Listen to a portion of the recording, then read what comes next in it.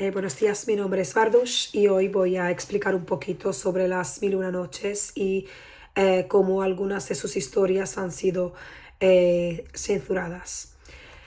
Bueno, Las Mil y una noches es uno de los grandes clásicos, como sabemos, de la literatura o de la narrativa oriental y uno de los libros más traducidos, de hecho, a lo largo de la historia, ¿no? Dado que es una obra que, al contrario de los países orientales, ha tenido mucho éxito en el mundo occidental, son innumerables las traducciones que existen y también las ediciones para un público variado. No obstante, no solo impresiona al lector del siglo XXI la gran demanda de la obra que existe en Occidente, propiciadas por sus traducciones a diferentes lenguas, sino también por el hecho de disponer de más de una traducción en un mismo idioma. De hecho, en español tenemos más de una versión de la obra también, pues bueno, podemos ver cómo temas como el erotismo, la sexualidad o el alcohol o el uso de las palabras vulgares han sido minimizados. Es una obra controvertida, lo ha sido y sigue siéndolo hoy en día, y por eso hoy en día las traducciones que hay son polémicas por el hecho de no ser del todo fieles a digamos, al texto original. De hecho, una de las traducciones al español que tenemos de la obra que viene directamente del árabe, de Margarita Castells y Valles y Dolors Rivas, y aquí basada en el manuscrito más antiguo, ¿no?, conocido. La idea de este trabajo es analizar un poquito, pues, las traducciones del Porteador y las Tres Muchachas, una de las historias más eróticas del libro, de esta narrativa, y bueno, pues y hasta qué punto ha llegado a ser, ¿no?, censurada. Bueno, tenemos que comentar en ese sentido que muchas de las traducciones de la obra, pues especialmente la de francés al español, no pueden escapar a la censura. Sin embargo, esta censura se ha llevado a cabo de diferentes formas. Por ejemplo, a través de omitir algunas palabras o simplemente, pues, no traduciéndolas a una lengua. Así como, por ejemplo, es el caso de una de las versiones al español. Y la otra forma de censurar que podemos ver es la de directamente la desaparición del texto en el libro, que se dará en la ex Unión Soviética, como veremos más adelante. Para empezar, bueno, explicaré un poquito de qué trata la historia del Porteador y las Tres Muchachas, que también, por cierto, es conocida también por otros títulos, y no solo ha sido publicada esta historia en Las Mil y una Noches, sino también como una historia separada, como ya sucedía con otros cuentos o con otras historias como La Dame de Bagdad, ¿no? Les Dames de Bagdad. Es la historia de un faquín que un día se encuentra con una bella dama que le pide que tome su espuela y ayude con la compra. Después de la compra, el faquín acompaña a la dama hasta su casa y, al ver la mansión en la que vive, en compañía de otras hermosas muchachas, intenta convencerlas que permitan quedarse también ahí, ¿no? Y acaba lográndolo. Esa misma noche los cuatro hacen una fiesta en la cual, después de haber comido y haber ingerido cantidades generosas de vino, terminan jugando en la piscina. Ese pasaje, por otro lado, es altamente erótico y, en consecuencia, muchos traductores han tratado de silenciar y disimular el contenido, como decía antes, a través de, pues, no traduciendo o simplemente, traduciendo, pero dejando las palabras vulgares en la lengua original, para que para que el público español, en este caso, no pueda llegar a entender, ¿no?, el significado real de las palabras, o directamente, como en el caso del caso de la ex Unión Soviética, no incluyendo esta historia en el libro, ¿no?, del relato, de las historias de Las Mil y una Noches. Bueno, el primer detalle a tener en cuenta es que dependiendo de la traducción, una de las protagonistas de la historia, cuando está en la droguería, de hecho, compra muchos productos y entre ellos vino. Cosa que, como sabemos, bueno, el alcohol está prohibido en los países islámicos y bueno, en el Islam, ¿no?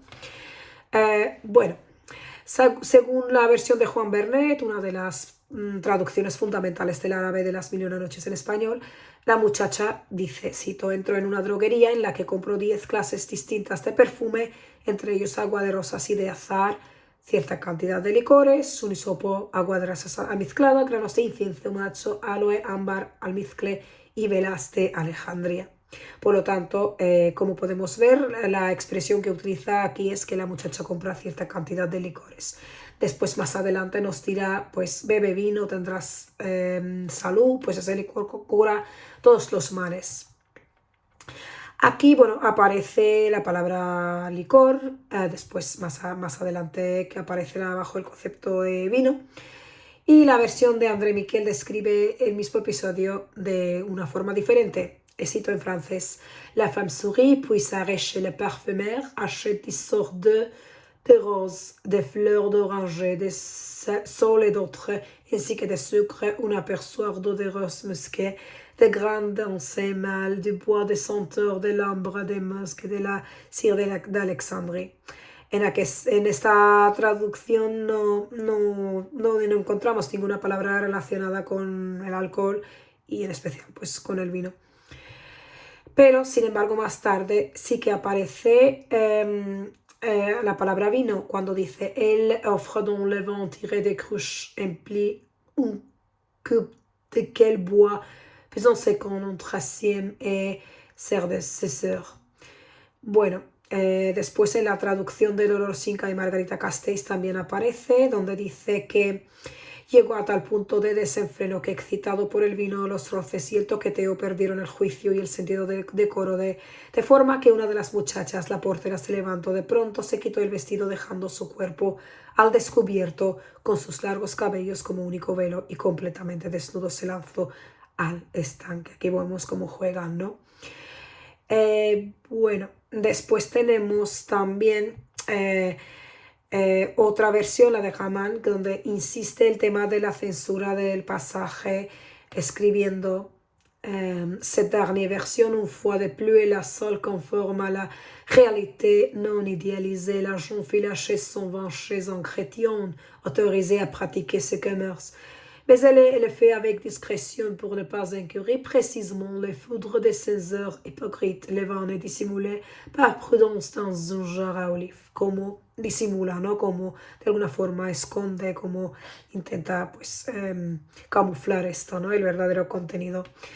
Bueno, que aquí después tenemos otro fragmento, que es cuando después de hacer la compra y de acompañar a la dama a su mansión, el porteador es incitado a permanecer allí con las anfitriones, y en ese episodio los cuatro se están divirtiendo en la piscina.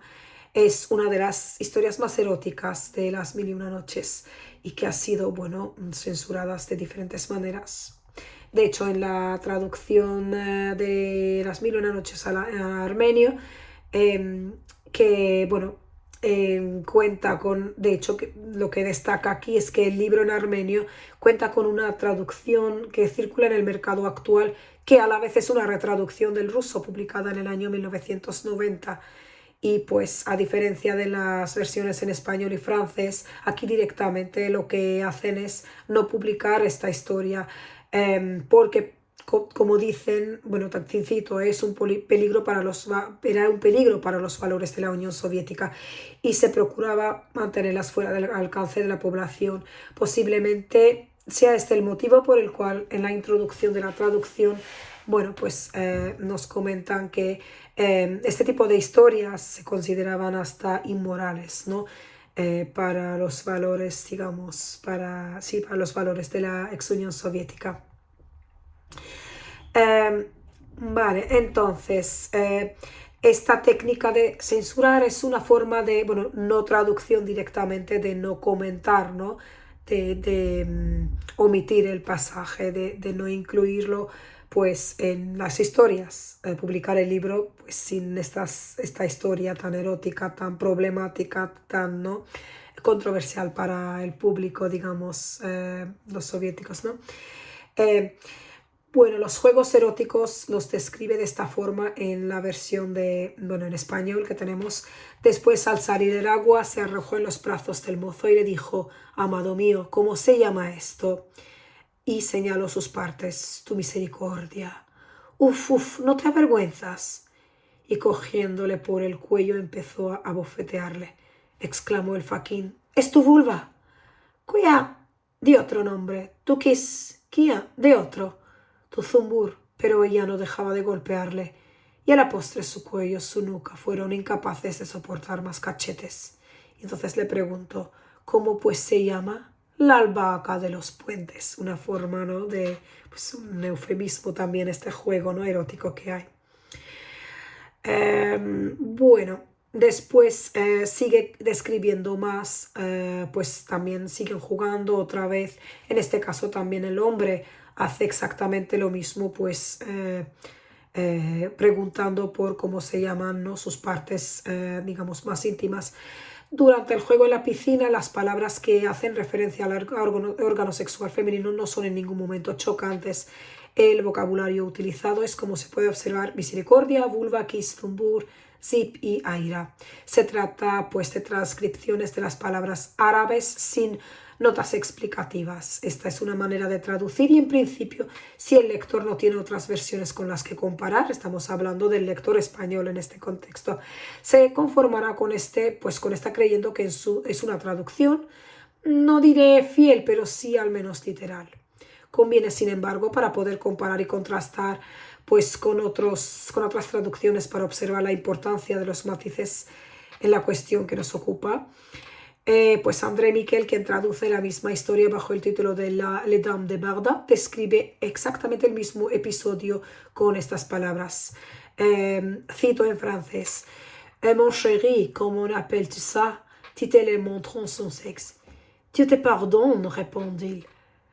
Et elle, oh, quelle honte! Elle l'attrape par la nuque, se met à la frapper. Ta faute, s'écrie-t-il. Non, autrement. Ton con, autrement. Ta guêpe. Elle peint si fort qu'il n'a queue et la nuit défaite. Comme on dirait alors, se répondait le basilic de Braf. Bueno, exactamente el mismo episodio, como hemos visto, pues de diferentes, ¿no?, formas aquí. En la traducción de André Miquel, a diferencia de la de Vernet, sí aparece un vocabulario preciso. Esto es importante. Al describir tanto las partes de las muchachas como el deporteador, pues hace uso de las palabras font con gebzo. Este último es también transcripción de la palabra árabe polla. Y bit, que en español se podría traducir por algo así como grieta, coño, avispa, zobipolla, respectivamente. Sin embargo, ninguno de estos dos episodios parece reproducir las palabras exactas de lo que estaría escrito en el texto original, o al menos en los manuscritos antiguos. En otras palabras, comparándolas con la versión de Dolors Capinos y Margarita Castells y Vallès, sale a la luz el hecho de que han sido, por supuesto, censuradas. Así, tal y como señalan las traductores en su introducción a su traducción de Las Mil y una Noches, la versión que tiene en Barcelona 1998, nuestro objetivo con esta traducción directa del árabe pues es el de dar a conocer al lector español el contenido del manuscrito más antiguo conocido hasta ahora de Las Mil y una Noches, según la edición de Mahdi, conservando en la Biblioteca Nacional de París y que perteneció en su momento a Galland, que lo utilizó para su influyente versión francesa. Esta versión difiere pues de las otras en que muestra el pasaje sin ningún tipo de tabúes, o en otras palabras, sin recurrir a la censura. Bueno, pues aquí tenemos las diferentes, digamos, hay más episodios en las que aparecen pues este tipo de vocabulario de directamente no traducir o traducir de una forma diferente. Pues diríamos, ¿no?, un poquito sería esto. En conclusión, Las Mil y una Noches es una obra que, bueno, como hemos visto, a pesar de haber tenido éxito en el mundo occidental y que lo sigue teniendo, ha sido problemática y objeto, bueno, de censura Algunas historias o pasajes han sido censurados por mostrar una realidad que no les convenía a los pueblos y culturas de origen. Otras, en cambio, han sido objeto de censura por ser desafiantes para la cultura a la que se traducía. Y a todo esto, si le suma el factor didáctico, muchos cuentos evidentemente carecen de ello, motivo por el que muchas veces han sido calificados de inmorales.